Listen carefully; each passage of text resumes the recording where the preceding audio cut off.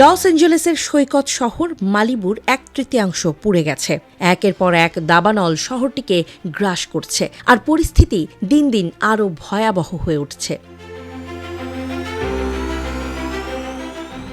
মালিবুর mayor dog Stewart স্থানীয় সাংবাদিকদের জানান, গত 3 মাসে মালিবু 3টি ভয়াবহ দাবানলের শিকার হয়েছে। সবচেয়ে বিধ্বংসী ছিল প্যালিসেডস দাবানল।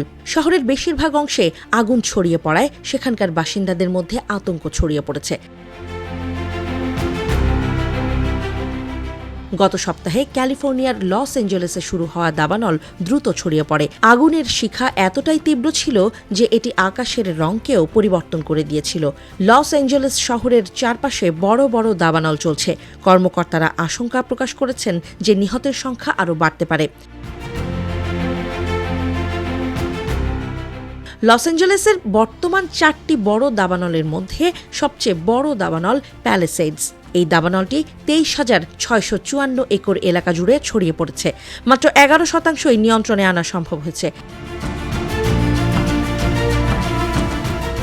ক্যালিফোর্নিয়ায় দাবানলের পেছনে প্রধান কারণ হিসেবে সান্তা অ্যানাস নামক ঝোড়ো বাতাসকে দায়ী করা হচ্ছে।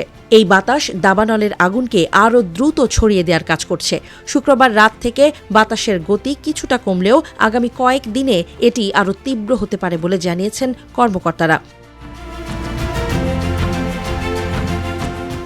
দাবানলের ধোঁয়ায় আচ্ছন্ন লস অ্যাঞ্জেলেসের বাতাসও ভয়াবহ হয়ে উঠেছে। বাতাসে ক্ষতিকর কণা, গ্যাস ও জলীয় বাষ্প মিশে থাকার কারণে সাধারণ মানুষকেও বাইরে না বের হওয়ার সতর্কতা দেওয়া হয়েছে। শ্বাসকষ্ট এবং মাথা ব্যথার মতো সমস্যাগুলো সৃষ্টি হচ্ছে দাবানলের এই বিপজ্জনক ধোঁয়ার কারণে। লস অ্যাঞ্জেলেসের স্বাস্থ্য বিষয়ক কর্মকর্তা অনিশ মহাজন বলেছেন, বাইরে গিয়ে সম্ভব হলে N95 মাস্ক পরতে হবে এবং ঘরে থাকতে হবে। দাবানলের কারণে একদিকে যেমন বিপদ বাড়ছে, অন্যদিকে শহরে লুটপাটের মতো অপরাধও বেড়ে গেছে। বিভিন্ন এলাকায় লুটপাট ঠেকাতে কারফিউ জারি করা হয়েছে। এসব ঘটনায় সাধারণ মানুষের জীবনে আরও এক বিপদের মুখোমুখি হতে হচ্ছে। এ পর্যন্ত দাবানলে ক্ষয়ক্ষতির পরিমাণ প্রায় $150 বিলিয়ন পৌঁছেছে।